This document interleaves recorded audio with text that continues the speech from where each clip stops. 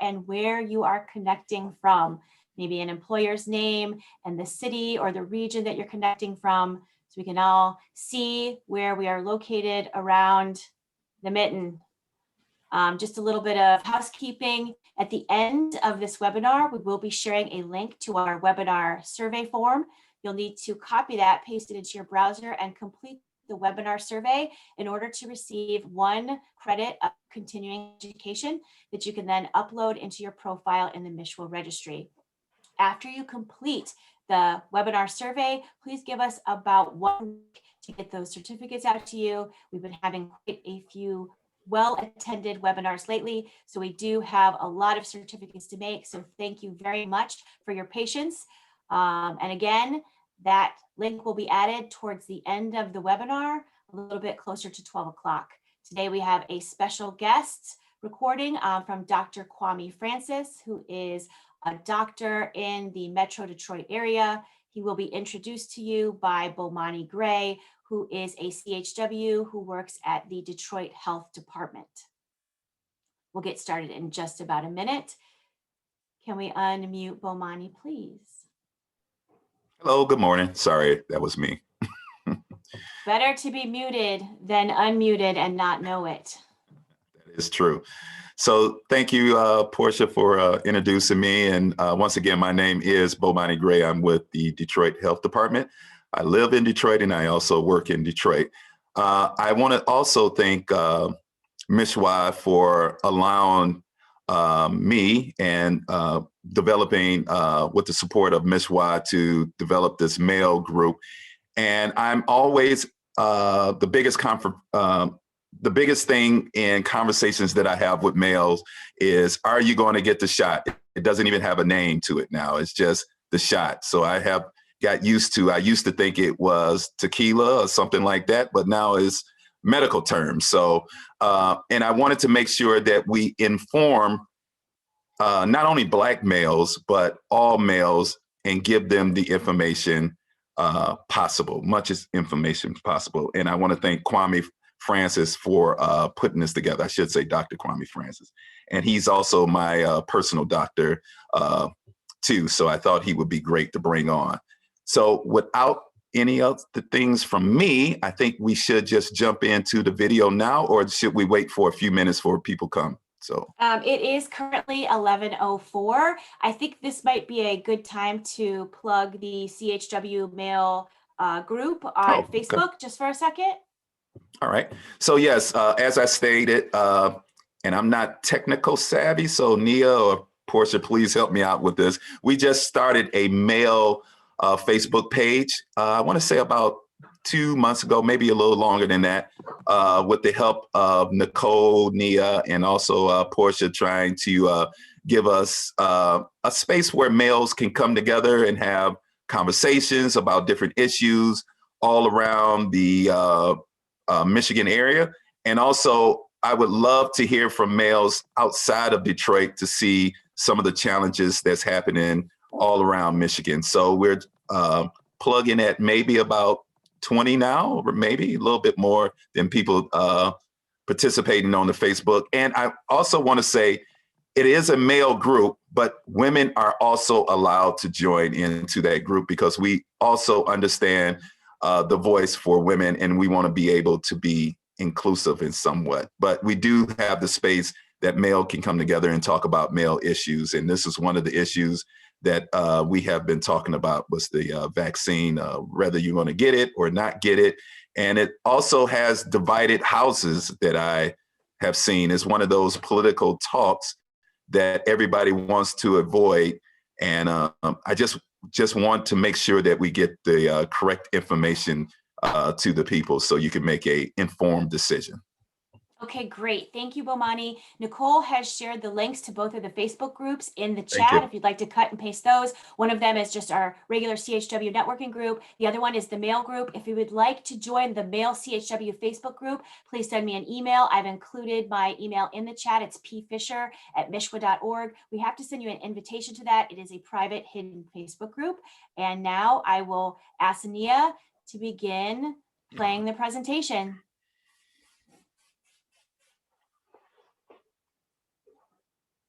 Remember, everyone, stick around to the end of the webinar to pick up that survey link so that you can fill that out and get your CEUs for attending today. Everyone will get one CEU. After you get that certificate, you can upload it in your profile.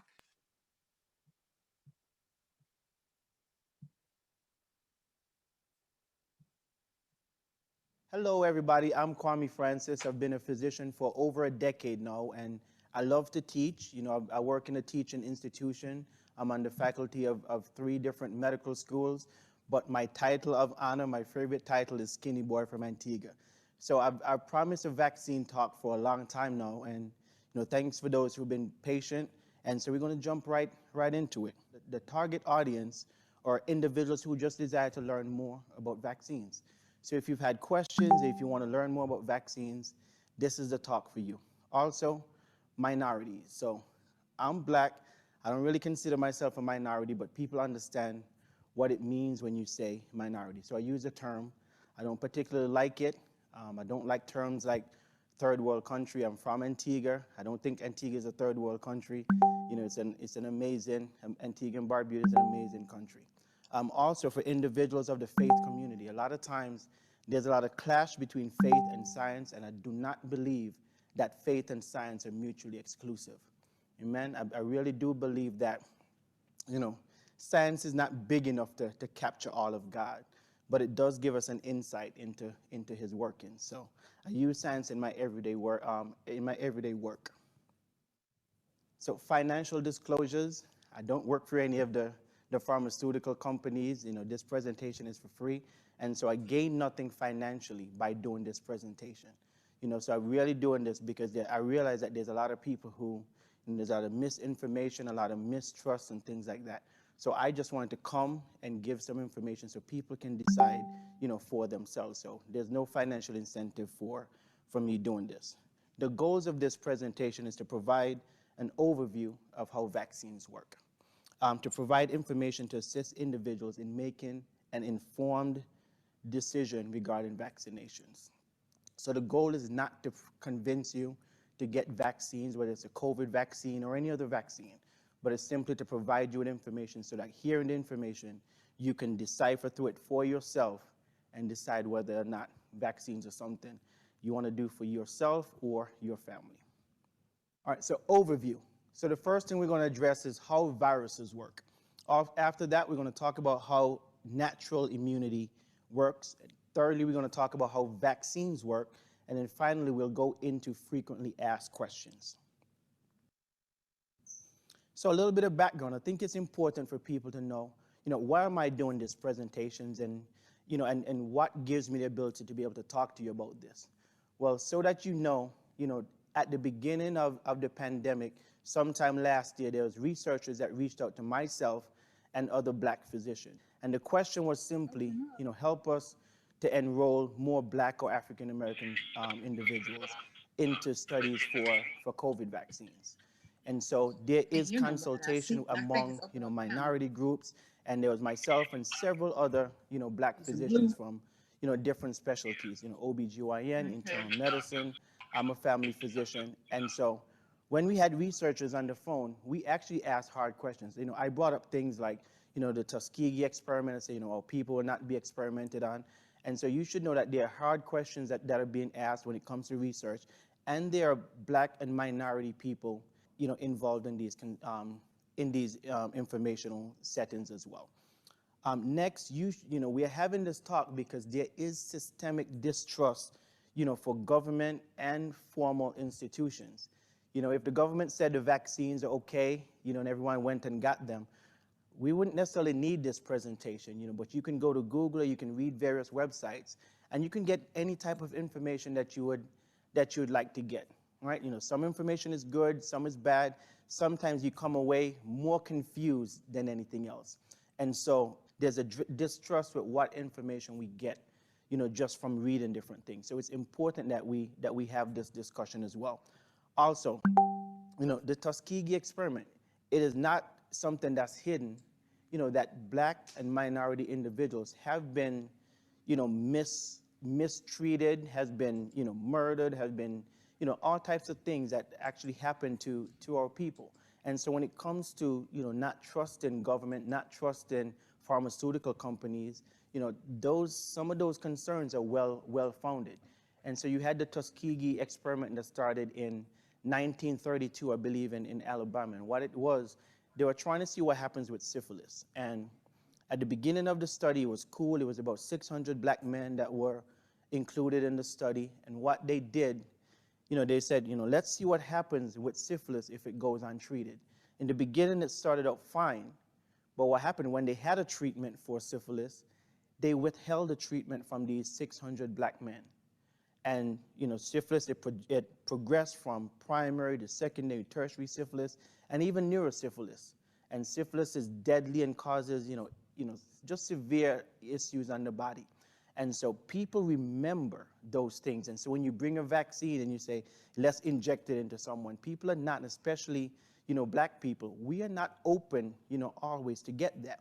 And the Tuskegee experiment is not the only experiment. So, so some of the concern is well-founded. As we move forward, we want to share a few definitions. A lot of times people get a little antsy when it comes to, to health or medical discussions because there's a lot of big words in medicine, but I'll try to break some of these things down for you. So let's go through some of the definitions. And you might have heard some of these things in the news as they talk about viruses. And so the first one is pathogen. What is a pathogen? A pathogen is any disease-causing agent. So pathogen can be a bacteria, it could be a virus. Pathogen can simply be something like pollen. So anything that causes disease is a pathogen. An antigen is anything that causes an immune response. So typically what you have an antigen that's located inside or on top of the pathogen, all right? So pathogen is the entire organism, and antigen is that specific part of the organism that causes your body, your immune system to respond to it.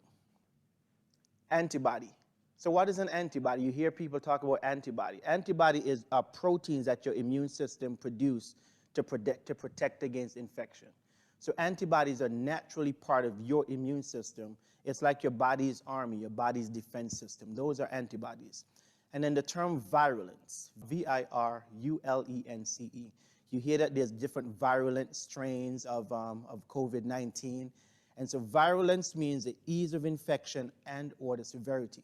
Let me break that down for you a little bit. So does it take 2 viral particles to cause infection, or does it cause 1,000? The virus that only takes 2 particles to cause an infection is more virulent. So we come across viruses, bacteria, pollen, all types of stuff all the time, but we don't get sick all the time. And so virulence is how easy something can infect you. That's the first part of virulence. The second part is, after you're infected, how severe is that illness? So some things will infect you easy, but they don't cause, a lot of, serious problems. You have a lot of people who get the common cold different times of the year, and it's not generally deadly. So the common cold, for example, would say is not virulent, as opposed to something like COVID-19, where, which is killing a lot of people. That would be more virulent. So virulent, again, is the ease of a substance to cause infection or illness, and, the ease and how severe that illness would be. Moving forward, so now this is an interesting slide that I actually like when you see this picture on the screen. This shows you how viruses work. And so if you take a look at the screen, I'm going to pause a little bit and slow down so you can follow along with this a little bit. So you have this, this weird shaped object, which you see that number 1, you see the virus attached to a cell. The big structure in the middle, that is a cell, an example of a human cell. And the virus has its gene, this little red squiggly line in the middle. And the virus would attach to a receptor, on top of the host cell. And then it gains access and it goes into the host cell. Now, the interesting thing about viruses is that they actually use your own body's manufacturing system. So our bodies are so amazing that we have different systems in our body to make protein and to make all types of different things. What viruses do is that they hijack, your what's called ribosomes.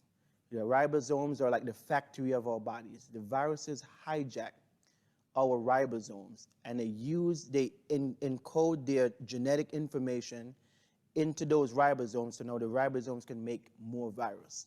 So getting infected with one virus, and then that virus goes into your body, it uses your ribosomes, which is your factory, to actually make more of the virus. Then that virus gets expelled out of that cell, and it's moved on to infect more cells. So pretty cool, in terms of how viruses work. Me, I find these things very, very interesting. I love to read about this stuff. I love to study things like this.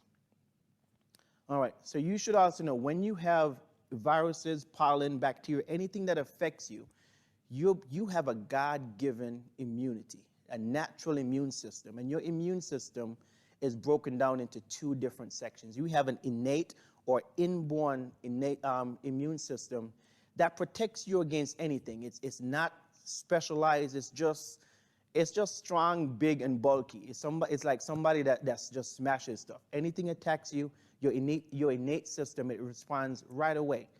And then we have an acquired or adaptive immune system. This part of the immune system is specialized. So it's not just fighting and swinging at the ear. This one it's like tactical training. It only hits the things that it needs to hit.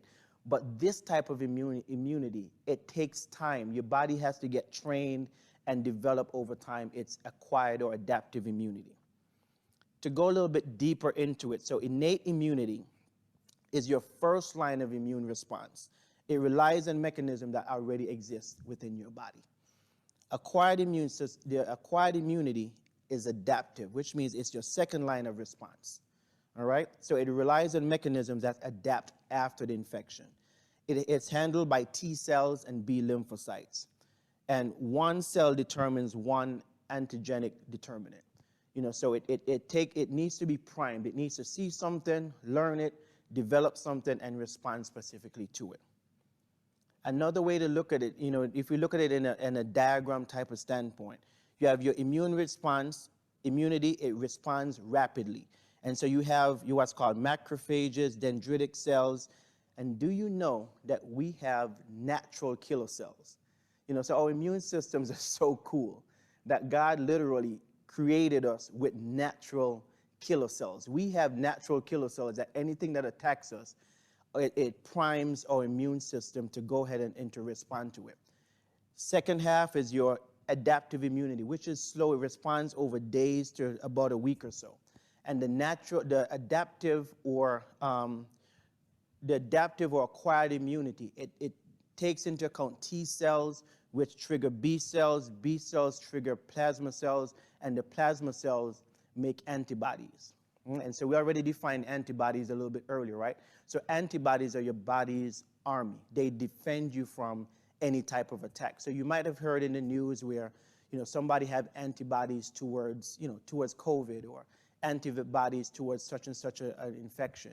You heard where they take plasma from individuals who have been infected with COVID and have recovered, and they give those to sick patients so that they can respond. The idea behind that is that these plasma cells already have the antibodies to fight the infection. So as opposed to waiting 3, 4, 5 days, even up to a week to respond, these antibodies are already in your system. That's an important thing to hold on to, because it's going to help you to understand, how vaccines actually work.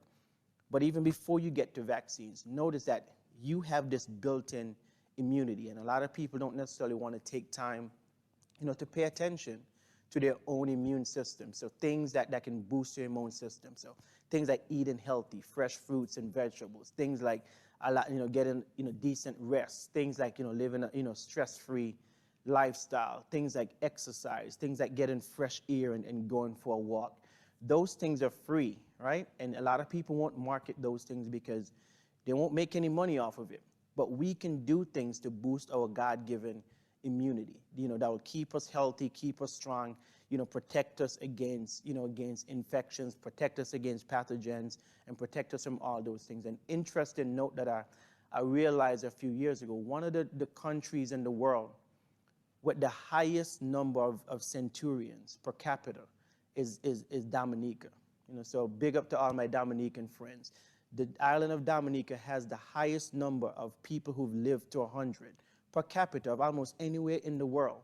And when they looked into why the people in Dominica, why they lived so long, why were they so healthy, and they found several things. One is that they ate, fresh fruits and vegetables.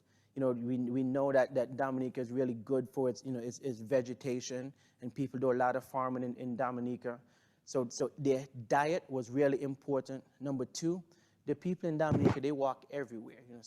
Either young, the elderly, they're walking through their community. They're going, walking to get water, walking to the grocery store. They're walking to do all these different things. So they ate well, they exercised because they moved. Next, they had a sense of community. People in Dominica, communities, they looked out for one another. And finally, they had a sense of faith. The people in Dominica, they had strong faith. And when they put all those things together, they surmised that these are some of the things that contributed, to people in Dominica living, a long and healthy and prosperous life. All right, so these are things that we can do even before we think about vaccines or we think about medicines or things that we can buy. There are some simple things that we can do, and depends on where you live. It might be more difficult. I live in Detroit, and there are places in Detroit that you might have seen in the news. It's considered a food desert. We can't go certain places and get healthy food. And so those things are issues when it comes to our immune system, which also explains when you see in the news where you have African Americans and brown and black people dying at a disproportionate rate compared to other individuals. It's not that something genetically is wrong with us. It's more so that the communities that we live in, we don't have access to to healthy food. There might be a liquor store in every corner, but you don't have a decent grocery store or fresh fruit and vegetable market. So those are some of the things to consider. If you have access to that, please, by all means, take care of it. All right? The pharmaceutical companies, they're not going to push those things, but you can take care of your health, with the help of your family and your neighborhood. This other slide, actually, this is another way, and my children, when I explain things to them, they usually tell me I go in too deep. I love science, so I love to explain and teach stuff. When you see this slide, it's just pretty much, it's an example of the SARS-CoV-2 virus. And you see how it attaches to the cell. It actually attaches to like what's called an ACE receptor. And it binds to that receptor and it gets access into the cell. And then your body's immune system, you see things called cytokines and macrophages and natural killer T cells and all those things, they respond. And that's actually why a lot of times we get fevers. So a fever in and of itself isn't bad. When you get a fever, it's just your body fighting off the infection because it's produced these cytokines and all these different cells to ward off an infection or an attack. And then again, you have the B cells and T cells. The B cells differentiate, or they turn into plasma cells, and the plasma cells actually make the antibodies. And the antibodies, they go and they fight the infection. This next slide, I actually like this slide, and this is where my kids actually did this presentation to my family and asked them for feedback. But this is where they say I jump in too deep. But this is really important to understand. When you have an antigen, something that's attacking you, it has a certain form. And when you make an antibody, that antibody has a form that's specific to that antigen. It's like a lock and key. You might have a set of keys, but if you don't have the right key for the right lock, it won't get in. And so when you look at these slides, when you see an antigen that's attacking you and you see an antibody, it has to fit perfectly. If it doesn't fit perfectly, it doesn't work. It's something like people taking antibiotics. You have in societies, everybody taking amoxicillin for everything, or everybody's taking a Z-Pack. Well, if it's not a lock and key, if it's not the right antibody for the right antigen, it actually it doesn't work. So it has to fit correctly. All right, and so that's why you need the right antibody. So you might have antibodies in your system against the flu, but those antibodies will do absolutely nothing against COVID-19 or against any bacteria or a pollen or a parasite or something like that. So they actually need to fit and work together. All right. So hopefully that point is clear. This is just another slide that shows how the immunity works, and this is again is going in too deep. But this is what I wanted to show here in this slide. So this picture has, it's a military picture, and the one to your upper left, you see individuals in boot camp working out. And then the other one, you see soldiers on the front line with guns drawn. If you think about it, if you're getting attacked, if you're a nation and your country is getting attacked, do you want your soldiers in boot camp learning how to fight, or do you want your soldiers on the front line with guns drawn, ready to defend your borders? And the obvious answer for most people would be, hey, I want my soldiers on the front line with guns drawn. And that is what immunity, an adaptive immunity does. It prepares you ahead of time.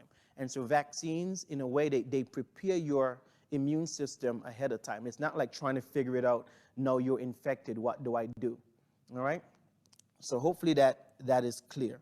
So here are some illnesses or some diseases or infections that has been eliminated by vaccines, historically, or almost nearly, completely eliminated by vaccines. For example, smallpox. We don't really see smallpox anymore. Smallpox is completely or nearly completely eliminated by vaccines. You have polio, and we don't really see polio. I have one patient with polio, but it's something that's almost completely eradicated. And then measles. Here in the past few years, partly because individuals are not getting vaccinated, we had a rise in measles cases.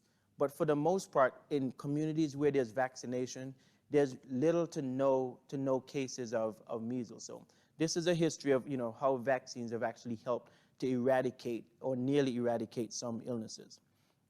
This slide, I want to spend a little bit of time on this slide. It's a busy slide. It's a table that has a lot of different things in it. But I want to pause, breathe here, allow you to take a look at the screen and look at these different types of vaccines. And so these are the different types of approaches that they're taking towards coronavirus vaccines. But this is also an approach that they've taken to many other vaccines. So tetanus vaccine, flu shot, just a whole variety of different illnesses. So I'm going to start at the top. So you look at this left column, it says DNA or RNA type vaccines. These vaccines actually use, DNA and RNA to teach your immune system to make key proteins or key parts of viruses. All right, so advantages, they're easy and quick to design. All right, so those are DNA or RNA vaccines. So specifically, like here in the US, we have the Pfizer vaccine and the Moderna vaccines. Those are mRNA vaccines. Those would fit in this category. To date, there haven't been any vaccines that are mRNA or DNA vaccines. And so these are new in that sense. Partly, they're really easy to make because if you sequence the genetic code for those things, they're easy to design. In the next column, you have live attenuated vaccines. This is a weakened version of the actual virus, so you actually get a weakened version of the virus. The advantage of this, it stimulates, a robust immune response. These are more difficult because they actually have to grow these, and so sometimes they use, they might inject these into eggs, for example, because they need something that's, that's replicated. And so it takes a while to actually grow these vaccines. So you might hear things in the, in passing, like if you have an egg allergy, you can't get certain vaccines. All right, so you have live attenuated vaccines, which just means they're weakened. Thirdly, you have inactivated vaccines. So it's inactivated vaccines, or they actually take the virus, they either heat treat it or treat it with chemicals to actually kill it. I remember this adaptive immune system that we talked about on a few slides ago. Your body, now the virus is dead, right? And it's inactivated, but the body's immune system is still going to recognize it. So the body recognizes it when it gets injected. It creates antibodies to it, that in case the next time you run into it, let's say you actually get sick, you already have antibodies. This is an example of your soldiers already on the front line with guns drawn. All right, so you have it's actually the virus, but it's inactivated. It can't make you sick, but it can once your cells see it, you'll produce those B cells. Those B cells will form plasma cells, and the plasma cells will go ahead and make antibodies. So if you do get sick, those antibodies are already in your system, and they're there to kill the virus. Subunit vaccines. So subunit vaccines it's not the entire virus, it's just a portion of the virus. If you've seen pictures, online or on the news with coronavirus, you see this circular structure, but you see these spikes on the top. It's called the coronavirus because corona represents a crown. Those spikes on the virus, are like the crown of the virus. And that's actually the antigen of the virus. That's the part of the virus that gets you sick. And so what some companies do, they actually take not the whole virus, but just that portion that would make you sick, and then they give you that and because it's not the entire virus, you can't get the illness from it, and so you're just getting a portion. Your body recognizes that antigen, creates antibodies, and now you're protected. In case you actually get the illness. So one of the trends that I hope you recognize here before we read the last section, one of the trends that I hope you recognize is that vaccines, no matter what strategy they take in using them, vaccines, they don't prevent you from getting the illness, right? You can still run into it. They don't prevent you from getting that virus, right? But what they do, they prep your body that when you run into that virus, you already have antibodies to fight it off, so you're not as sick. The last viral vaccine structure or a vaccine modality that they use is what's called a viral vector. And a vector is simply a vehicle. So if you go to work every day and you drive a car, you take a bus, your bus is the vector, your car, that's the vector. So what they do, they actually get a piece of the virus or a portion of the virus, put it inside of another virus that doesn't cause any issues. So something like the common cold. People get the sniffles, they get a little runny nose, but for the most part, the common cold, you get over that. So they take a virus that doesn't cause issues in humans, they put the portion of the deadly virus in that, and they use that virus to deliver that to your body. Now again, because it's only a portion, it can't make you sick, right? Because it's not the full virus. It doesn't have everything in it, so it cannot make you sick. You can't get the virus or the illness specifically from that. So they use viral vectors. I talked about the Moderna and the Pfizer vaccine. Those are mRNA vaccines. This is the other type of vaccines that are really popular. So, for example, Johnson & Johnson and AstraZeneca. So the Johnson & Johnson is another one that's up for approval. It's probably used here in the U.S. soon. In the UK, they're already using, the viral vector vaccines. And in Antigua specifically, that's the main vaccine that they have. So those are some things that's important. So viral vector vaccines, they just use viruses that can't make humans sick to deliver, the vaccine to your system. All right. So let's switch. Now you have somewhat of an understanding of how viruses work. If you have questions, you can post them in the comments. I'll jump back on. I'll take a look and go through them. But hopefully you can take a look at that slide and and kind of decipher. And people ask, so which vaccine do they get? And the truth is, based on the different types, most people don't get a choice of vaccine. It's just which one your government have or which one you have in your area. All right, and we'll talk a little bit about in a few slides why different areas have different vaccines. All right, so let's switch gears a little bit and talk about the impact of COVID-19. And so as of 1 week ago, there's 107.8 million cases of COVID-19 worldwide. That is of 1 week ago. There were 2.3 million dead, almost 500,000 here in the US alone.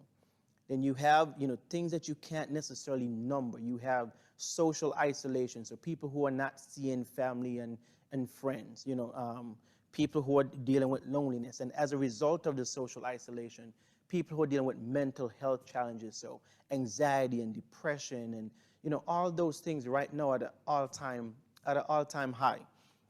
You have substance abuse, people at home, and, they're drinking, they're smoking, they're using different things. Some things just to kind of ease the pain or to distract them from what's going on.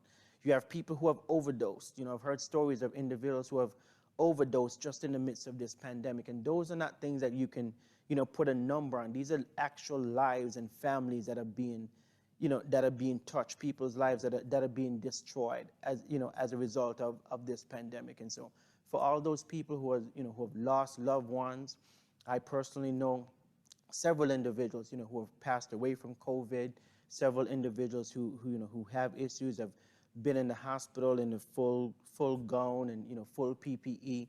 And, you know, just having that sense of isolation where, you know, people are not seeing one another, the impact is significant. And there's a lot of different stories in terms of where COVID comes from and where it originated. Well, this discussion is not intended to address that. We can talk about that, you know, at some other point. But the fact is, wherever it came from, the fact is, it is here now.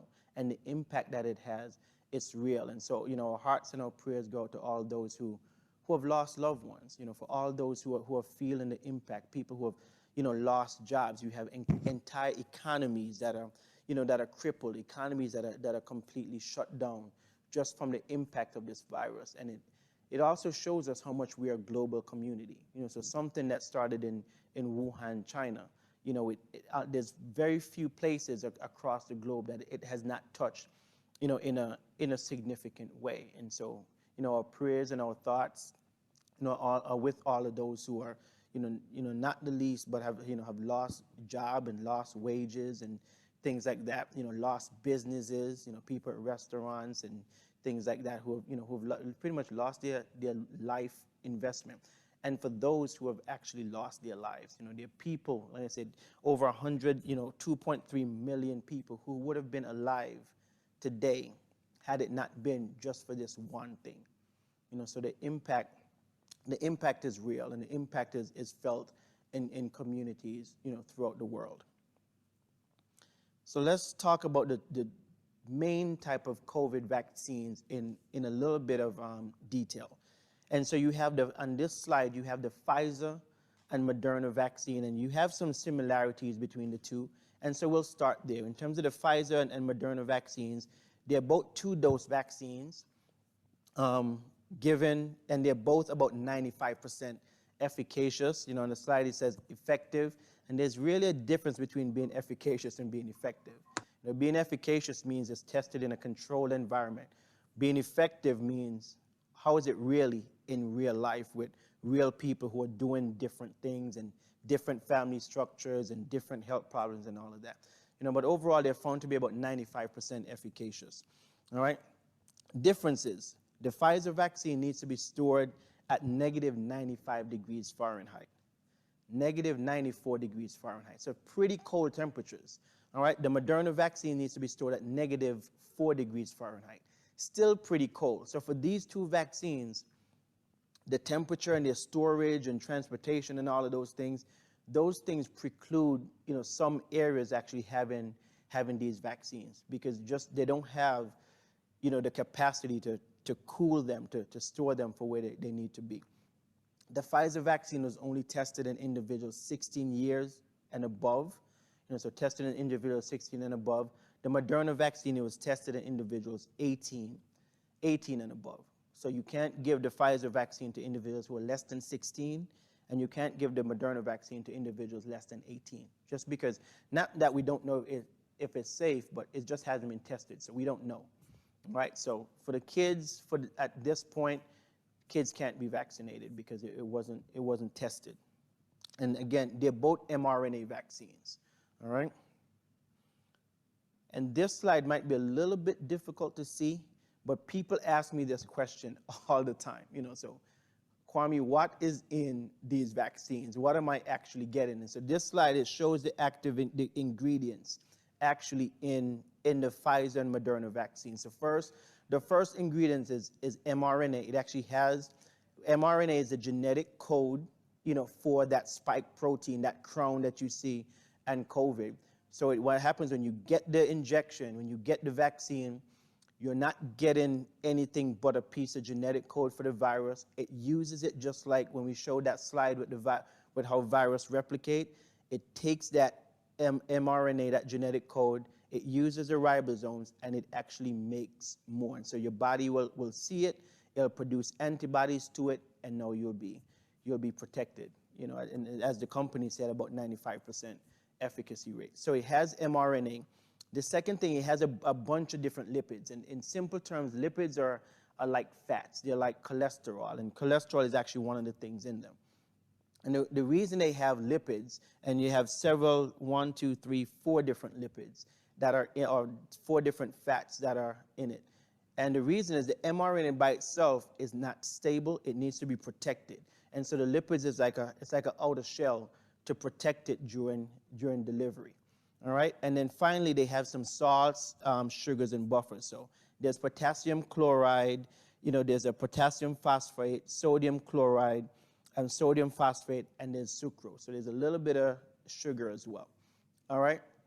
Note, interestingly, there are no preservatives in both of these vaccines. So in the Moderna and Pfizer vaccines, there are no preservatives. So what you see here in this slide is just what's in the vaccines. And I know that's a question that a lot of people, you know, have asked me over the last few months. All right, so what are the symptoms? And I'm going to pause here because, interestingly, physicians have done a terrible job in terms of being able to explain this. So, and one of the biggest culprits has been, you know, the flu vaccine. You know, people say, I get the flu shot and I get sick. And physicians say, no, you can't get sick. But the truth is, what happens is your body creates an immune response, and it's the immune response that causes you to feel sick. So the truth is, you get sick, but you don't get the virus. And that's like saying, yeah, I use this analogy. If someone passes by and accidentally steps on your toe, it hurts. And if someone passes by and intentionally steps on your toe, it still hurts, right? You know, so you're still getting your toe stepped on. So when you get a vaccine, there are side effects that you have, and the side effects are an indication that your immune system is actually working. And there are individuals who can't be vaccinated. There are individuals who don't have a robust immune system. You know, individuals who might have cancer or on chemo, or they have some type of immune deficiency where they actually don't produce an immune system. And I don't know if you've heard, you know, about bubble boy and things like that. People who literally, they don't have a functioning immune system. So anything that passes by, they actually catch it. All right. So what happens when you get an injection with a vaccination? You know, you can have injection site pain and redness. You can have fever, fatigue, headache, muscle aches, you know, joint pain. And I put on the slide here, Guillain-Barre Syndrome. You know, the COVID vaccines haven't really been around long enough. We haven't seen this specifically in COVID vaccines, but we've seen it with other vaccines, flu vaccine, for example. What Guillain-Barre Syndrome is, and that's why I put an asterisk next to it, because in general, it's a very rare disorder where the vaccine, it triggers your system to start attacking the nerves. And so people get weakness, and the nerves start to malfunction because your immune system now sees your nerves as being something foreign. And as we learn how the immune system works, anything that the immune system recognizes as being foreign, it attacks that. So that is a real complication.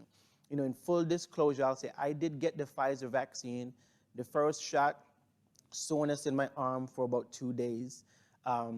Went back, you know, 21 days later, got my second vaccine, and the next day I had a low-grade fever and I was fatigued. So I chilled for a day.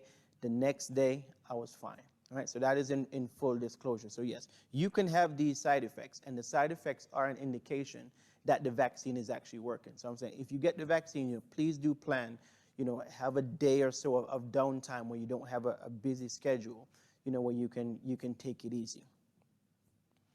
All right. So what are some of the most common reasons for opposing vaccines? And, you know, it's really important. I don't blame people for not taking vaccines. Like I said, the purpose of this talk really is just to share information with you. The decision is very personal. It's an individualized decision. So the number one reason is that I think the vaccine may not be safe enough. And so, like I said, we talked about the studies. There's efficacy studies, there's safety studies, and the vaccine, you know, has been shown to be safe as far as COVID is. So some people don't want to be vaccinated, and that is perfectly fine. That is their decision to make. All right. Number two reason is that I'm concerned about the possible side effects. And so we just went over some of the side effects. And what you got to weigh the possible side effects with actually getting the virus. So say these are the viruses of getting these are the side effects of getting the vaccine. What would actually happen? If we get, if anyone would get the actual disease or illness. The next concern is that I do not believe that COVID is dangerous for my health. All right, and so that's another reason that people state at about a 19% rate. And then some people reject vaccines and principles. Some people just don't believe in vaccinations.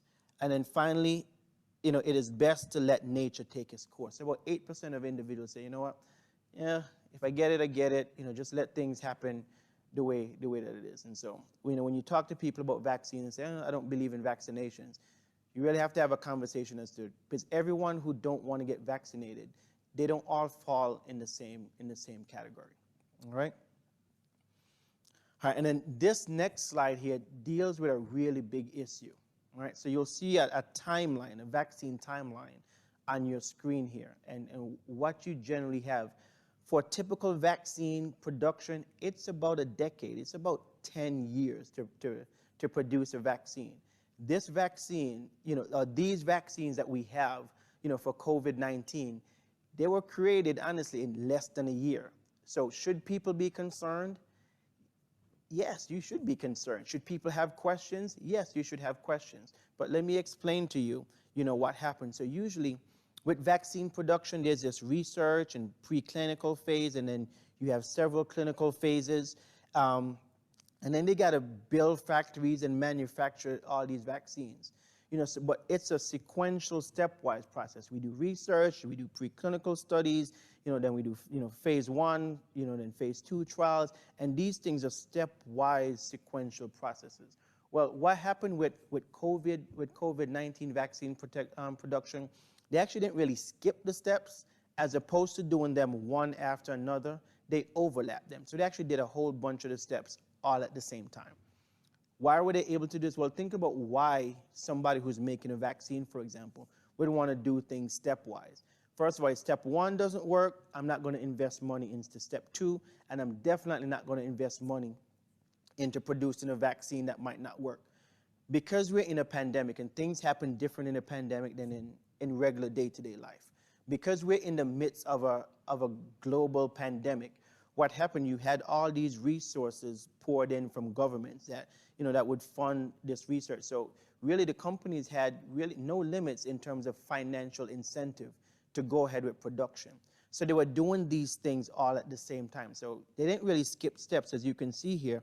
They actually just overlapped the steps. So they did all the safety trials and, tested in animals before they did, human trials and things like that. All those things were actually done.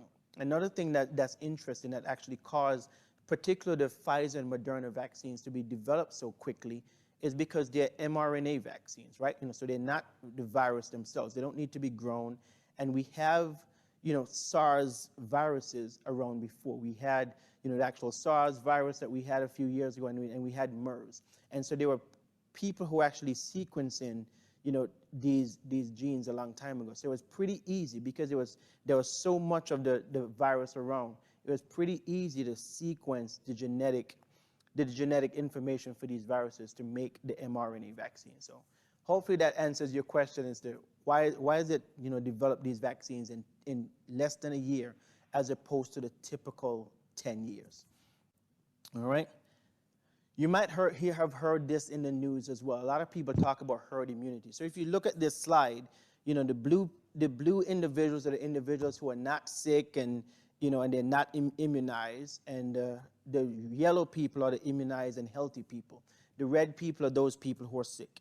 Now, if you're immunized and healthy, what will happen when you run into one of those red people, and they're just red for the sake of distinguishment, all right? When you run into somebody who is sick and you're immunized, you act almost like a firewall, so you actually help to stop the spread. And we've learned that, so herd immunity is what % of the population we need to get immunized to actually stop the spread, and in the US, it's probably at least 80%. And so an interesting point about herd immunity, I'm not very confident we're going to get there. And one of the reasons I'm not confident that we're going to get to herd immunity is because 25% of the US population cannot be vaccinated, straight off rip. And that 25% is the children, individuals under the age of 16. So hopefully in the future, if they have vaccines that they're studied and developed for children, that will help. And so even if, the rest of the population is vaccinated, just the children alone, and we've learned that the children don't spread it quite, as well and don't get quite as sick as adults do, but that is definitely a concern for herd immunity. And then obviously there are people who won't get the vaccine. Just for the sake of completeness as well, I added this slide. So you have your non-mRNA vaccine. So you have your inactivated viruses, you have your protein subunit viruses, and then you have in that last column the countries that are using them. So finally, you have the viral vector vaccines, which we talked about, that's made by Oxford and AstraZeneca, which is the one that's used in the UK. And as of, I believe, last week, it's the one that's used in Antigua as well. Right, so here some frequently asked questions about vaccines. So how long will the vaccine work? And do you need a booster? The honest answer, no one knows, all right? So no one is sure. My guess, maybe 4 months, and that's just based on, and level, how long antibody is. When you test people 4 months out, you start to see the antibodies start to decline. Right, so it could be 4 months, but don't hang your hat on that. No one is really sure. All right. Next, should I get the vaccine if I already had COVID? It's an excellent question. And the answer to that is, if you're interested in vaccinations, yes, you should get the COVID vaccine even if you had it. Again, because we don't know how long your immunity lasts. If you were to do it, I would wait, at least until your symptoms of COVID are completely gone, or at least till 90 days. All right. Do you still need to wear a mask if you got the vaccine? And the answer to that is yes. Remember what I said earlier is that, the vaccines, they don't stop you from getting COVID. What they do, they stop you from getting, deathly ill from COVID. All right. So if you have the shot, it's recommended that you still wear a mask. And so in conclusion, so vaccination is a personal decision that impacts the community. Right? What do I mean by that? So whether you're vaccinated or not, that is completely up to you. No one should force you or let you feel bad or any of those things. It's your decision to make. And your decision should be based on, your personal lifestyle, your estimated risk of getting it, and your comorbidities, your health status. It should be based on all of those things. And it should be based on what type of work do you do? Are you around, working with kids? Are you working in a nursing home? Are you working in a hospital? Are you working in a restaurant where you're dealing with, a hotel or service industry? All those things would impact, who's in your household? Do you have, an elderly person with a weakened immune system or with other health conditions in your home? And that answer is different for each person. And so my recommendation to each person is, talk to your doctor, about it, talk to a healthcare professional, ask questions. There's nothing wrong with asking questions. If you have questions, ask it, all right? But it's an individual decision. It's not a one-size-fits-all. You're not a hero because you got the vaccine, and you're not a devil if you didn't get the vaccine. It's definitely your choice, all right? And then there's a lot of misinformation out there, all right? So I hope that, this presentation, it kind of helps to, sometimes you read things and you can't make heads or tails out of it. You don't know how to make sense of it, and so, we're in the information age, and the information age hasn't really helped us as much as it has caused information paralysis. All right, so hopefully this helped. Here in this last slide, I have some of the sources that I use. So you can look at the historyofvaccines.org. I went, CDC website, the American Academy of Family Physicians, and the New England Journal of Medicine. There's an, for healthcare providers and for physicians, there's an excellent vaccine course, provided by the New England Journal of Medicine if you want to jump in. I'm sure I didn't cover all the questions that individuals have, but over the past few months, people have been calling and they've been asking questions. And so I definitely wanted to take this time to do this presentation. If you have questions, please do, feel free to reach out, feel free to put them in the comments, and I'll come back and I'll try to answer your questions best as possible. But it's really always important, to speak to your personal healthcare provider. Thank you so much for your time and attention. If you find that this was helpful, please feel free to share it with individuals who you think can benefit from this information. Thank you. Okay, everyone, a huge thanks to Dr. Kwame Francis for his presentation.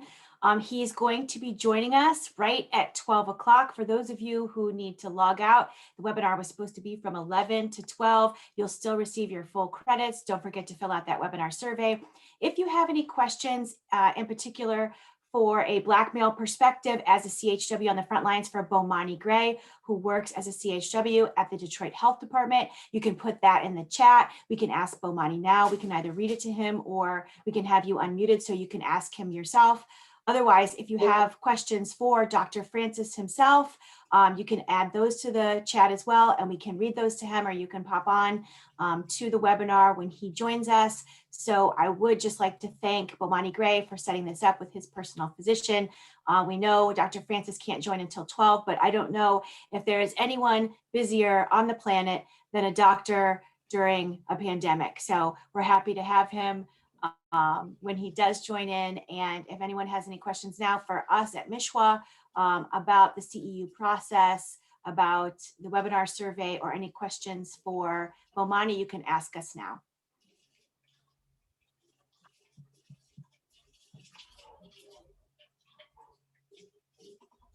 Yeah, Portia, my question was, will we be able to get I see it's being recorded. Will we be able to get a copy of this presentation?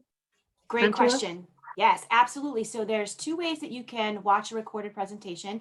As a MiCHWA member, you can log into your profile in the registry. And if you go across the navigation bar, one of the options will say CEU opportunities. If you click on that button, the first series of opportunities will be upcoming events. So that's where you could select events and register for them. But if you scroll all the way to the bottom, we have all of our previous events recorded, and then you can see exactly which events are listed, which competencies they fall under, and how long they are, and how many CEU credits you'll receive for watching them. After you finish watching any recorded presentations, you can always fill out the webinar survey form and receive CEUs, even if you watch a recording and are not able to attend a live session. The second way is to subscribe to our YouTube channel. Yes, MiCHWA now has a YouTube channel. So if you want to head over to YouTube, and I've been told to tell you to smash that subscribe button. I believe we might be up to 12 subscribers. So let's go crazy, CHWs, and see if we can hit the big 20 today. So if you have some time, I'd appreciate it if you'd go over to YouTube. And don't forget, we also have Facebook. If you haven't joined that group, if you're a male CHW, send me an email, pfisher@michwa.org or info@michwa.org, and we can send you a link to join the CHW mail group. Otherwise, you can just click to join the Facebook group for networking on Facebook. Any other questions?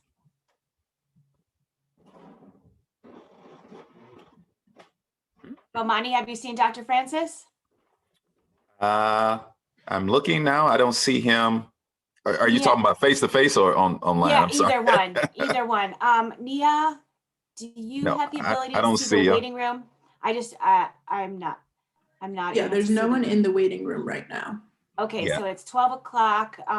Did anyone else have a question?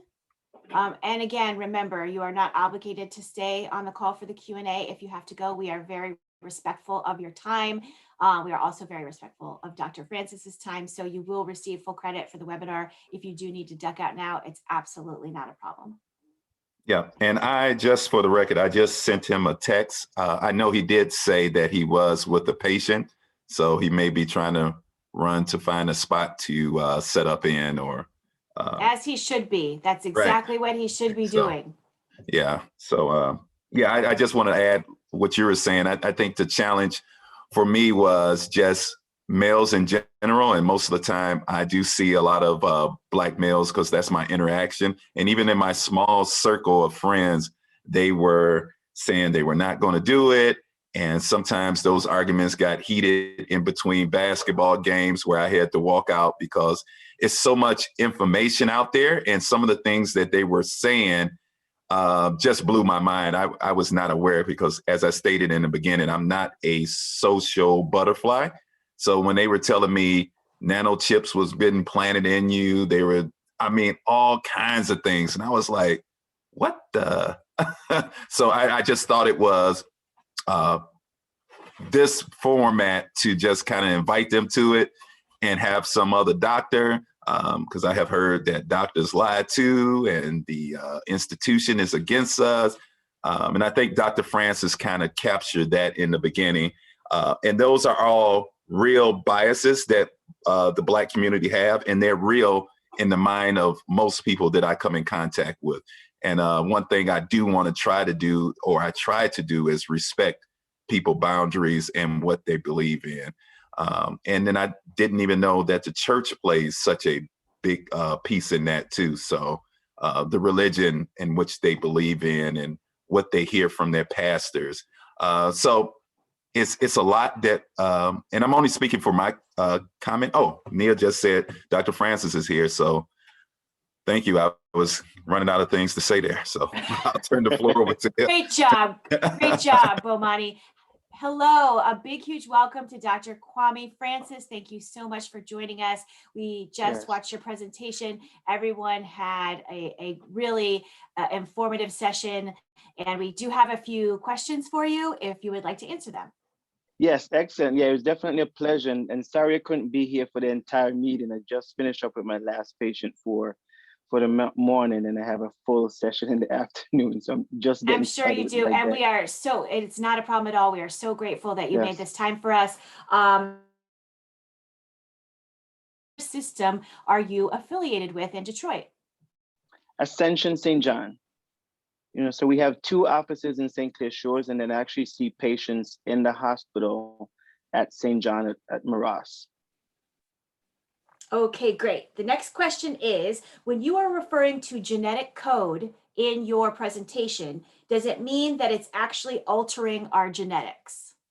It's an excellent question. So especially the Pfizer and BioNTech vaccine, the mRNA genetic code, so it's very specific to the portion of the virus that is coded for, and it doesn't enter into the nucleus of the cell. So it has no way of interacting with our innate DNA. So there's no way for it to alter our DNA. That's an excellent question, because someone else asked me that question at our church, actually.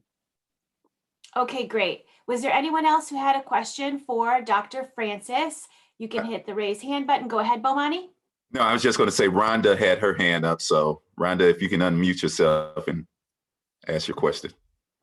So if you was to get the Pfizer, the first shot, and then you, in between there, you've got the virus, the COVID, when should you get your second shot then? I would wait. So there's no good data on that. And I'm sure things will be in flux. So what I'm going to tell you is just purely based on, and what I've seen in clinical practice. People might have different answers. But if in between both shots you get the virus, your body is going to make antibodies anyway. And so what I would do, I would actually delay that second shot and wait until at least 30 days of being symptom free. And I'm not sure if the companies even have anything on their roster to whether to start over or not. But the other part of that question, if you've had COVID and you haven't gotten any of the shots, you would wait anywhere from 30 days up before you get the shots. So you still should get the immunization if you've had COVID. Just make sure you don't have any symptoms or residual symptoms of COVID. There's a population right now they're calling long COVID symptoms. Patients who have had symptoms sometimes for months. in those patients, I would wait until they're symptom free. Okay, great. Thank you. The next You're question welcome. is, how long does the shot last, and what potential side effects do these vaccines have? Good question. So let me answer the potential side effects question first. The side effects, the injection site pain. So I can say for me, I got the Pfizer vaccine on, I think, the last week of December. Arm pain for a couple of days. I was perfectly fine. After the second one, 21 days later, I was fatigued and I had a low-grade fever. Those symptoms lasted probably for a day. And so some people have muscle pain, fatigue, headache, and a low-grade fever. Those are the most common symptoms that you'll have. But those symptoms are nothing to be compared, to actually getting COVID. One of the things that we're realizing now, a lot of people are getting blood clots from actually getting COVID disease. So we've had people with DVTs, pulmonary embolisms, and even people who've had strokes, from getting COVID, not so much the vaccine, but getting COVID, COVID itself, which is different than any virus that we've seen in that regard. In terms of the second part of that question, how long does the vaccine last? The honest answer is that no one really knows, so they've done some studies and they've actually tracked the antibodies in your system, and somewhere about 30 to 60 days, they're actually starting to see a little bit of the antibodies still in your system. The part that they don't know, the vaccine primes your system to actually make memory cells. And just historically, memory cells can last years to a decade. So how well do these memory cells protect you? The verdict on that is still out. But the hope right now is that those memory cells will stick around and offer you long-term protection. You are unmuted. You're muted. Okay, great. The Amazon man came in the middle there and my dog had something to say about it. So I put myself on mute. So the next question was, if you are trying to become pregnant or pregnant when you receive the vaccine, what potential effect could that have on your fetus? And in addition to that, is there any effect that the vaccination could have on your fertility for those who take the vaccine who are in their childbearing years? The vaccine was not tested on pregnant women, so that the answer to that is still up in the air. They'll probably start doing some testing later on, and it's the same thing with children. So we don't really know the effects on children. I know both. So Johnson & Johnson and Moderna have actually just started testing on individuals less than 16. So if you've seen from the presentation, I think Pfizer is approved for 16 and above, and Moderna is 18 and above, which is about, that age group is about 25% of the US population. So there's a big chunk of people who can't be vaccinated. So our school age children, are still at risk. And if you look at things around the country, and here in Michigan, that's the population that's now starting to spread COVID, from after school activities and gathering and the like. So we don't really know, those trials are in their preliminary and early stages. So no one's really sure at this point. Okay, great. Thank you. This is a kind of specific question. I'm going to read it to you. I had a loss of smell after my husband was diagnosed with COVID. I got tested, but was negative. I still have no smell, and this has been going on since late February. I just got vaccinated this past Friday. Should I have waited? No, I think that's okay. And all the tests, so all the tests and even the vaccine itself, nothing is 100%. So you could have, you can have what's called false negative. So you could be tested for COVID and you actually have it and the test comes back, so it's, the results are not 100%.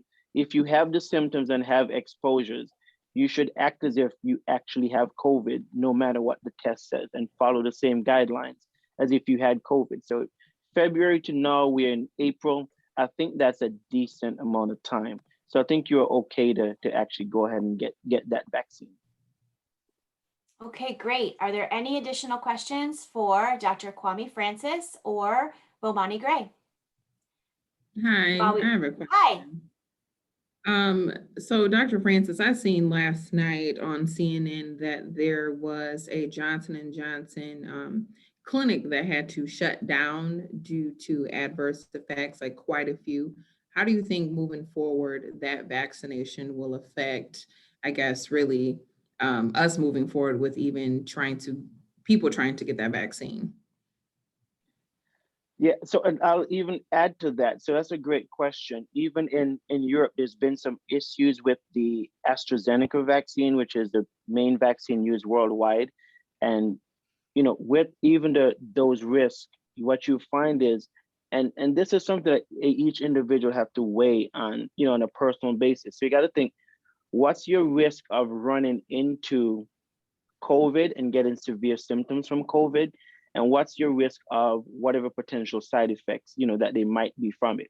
And, it's not always clear cut, but each individual have to weigh those benefits from the risks. I know recently as early as this morning, I've heard a European statement that says, they'll go ahead and reinstate the AstraZeneca vaccine because the benefits far outweigh the risk. And I would assume it's the same thing for the Johnson & Johnson. I actually hadn't seen that news story, so I'm not sure of the exact details why they closed down that particular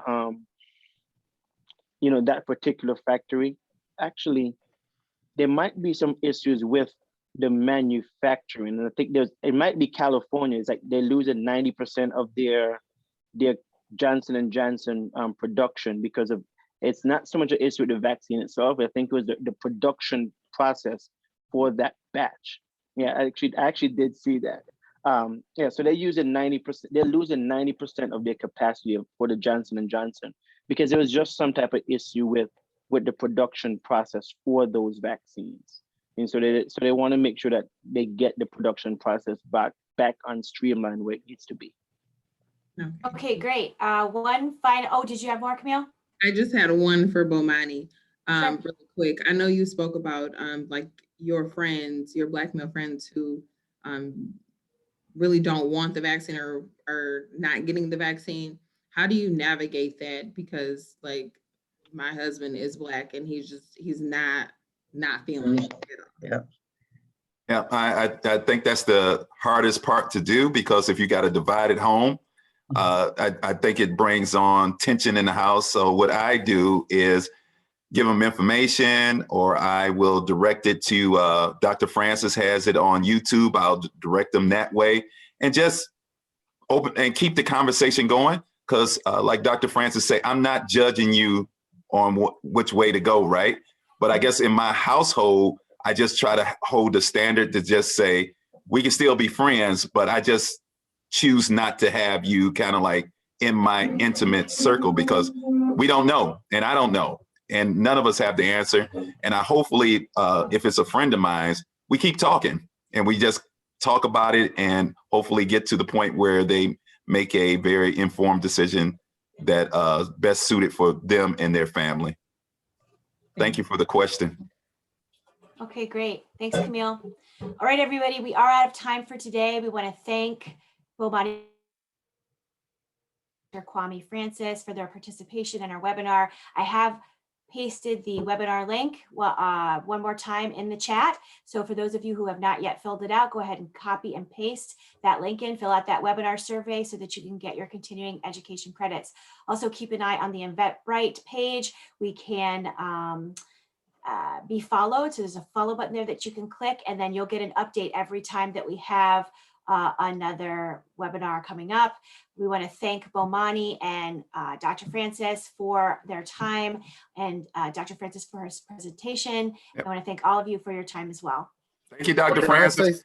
You're welcome. And Thank you he's guys for the having best me. doctor in 313. So if you're in the 313, come see him.